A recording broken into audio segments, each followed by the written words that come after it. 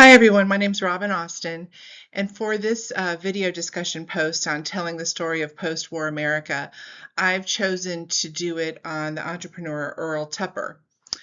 So after World War II, it marked a new beginning for the United States in terms of business, labor practices, and entrepreneurship.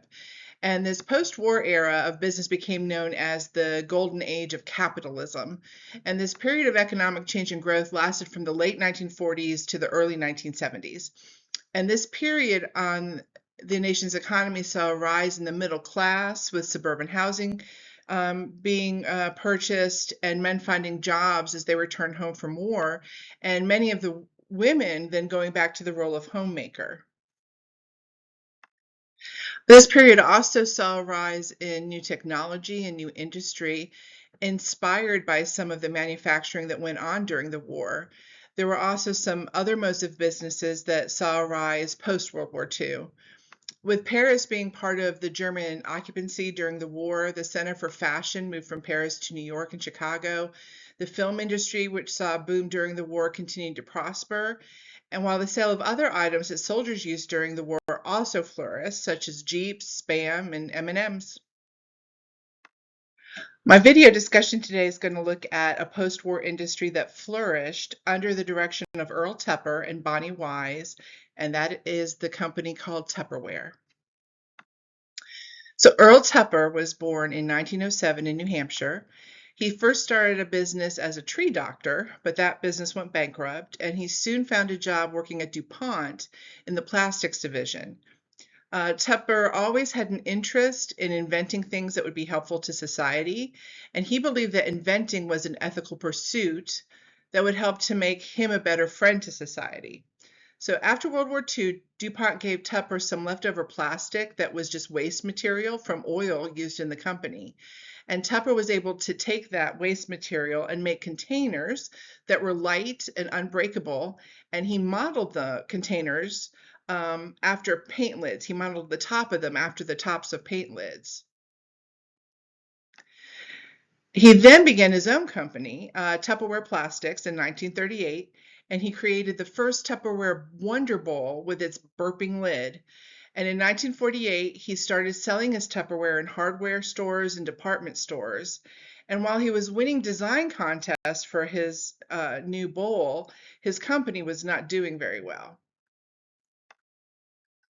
Then Earl Tupper met a woman named Brownie Wise after she contacted his company, and she suggested to him that he start selling Tupperware at home parties. She suggested that he use the housewives who would be purchasing the items to sell the items to other housewives. Wise was so successful selling Tupperware in this way that Tupper completely gave up selling in retail stores and went to selling through home parties exclusively. The items in Tupperware reinforce the ideal of having a very efficient home and kitchen. And with so many families buying homes after the war and women returning home, Tupperware created a space for women to earn money, as well as to provide a healthy and efficient home for their families. After all, Tupperware was meant to help housewives maintain freshness and cleanliness in food storage and preparation.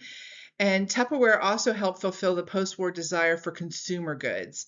The women who sold Tupperware at home parties were encouraged to earn money that they could earn new refrigerators, carpets, things in their home that they could then even, buy products outside of Tupperware.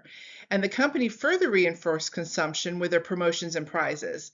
As rewards for their high sales, Tupperware dealers were awarded the top of the line appliances, from washing machines to double boilers, all for selling Tupperware.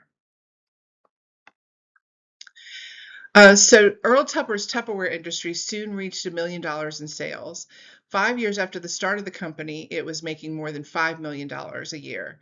And in 1958, Tupper and Brownie Wise came to a big disagreement within the company, and he fired her. She was able to find other work right away in retail. But the next year, Tupper sold his company to Rexall Drugs for more than $9 million. In the mid-1980s, Tupperware was worth more than $800 million. After selling his company, Tupper soon divorced his wife, bought a private island in Costa Rica, and he lived there until his death in 1983.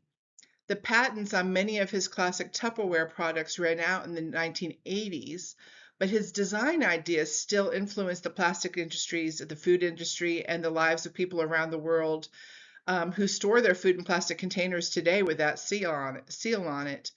On September 17th, in 1983, the Tupperware company announced that it was going bankrupt, initiating Chapter 11 proceedings. But because of that, it became like a wave of nostalgia, and Tupperware was once again selling like hotcakes. Since then, Tupperware can be found in both Target and Walmart for sale. So Earl Tupper created a simple plastic product that helped to revolutionize the way in which food was saved and stored. And along with Brownie Wise, they created a new kind of marketing plan that allowed the women who were using the product to sell the product to other women and to make money for their families. In this process, a multi-million-dollar business was created, and the selling strategy they implemented is still going strong today. Tupper continued to invent new things after Tupperware, such as a round oven, new hospital gurneys, a fish-powered boat, and a no-drip ice cream cone. Unfortunately, none of these items ever caught on. But with his invention of Tupperware, he helped to change consumerism in the post-war era, and Tupperware home party ideas can be seen in abundance today, along with other companies that still use his merchandising plan. Creative Memories, Avon, Mary Kay, Pampered Chef, Herbalife, Amway, they all use that same merchandising plan that Tupper and Brownie Wise created all those years ago. Thank you.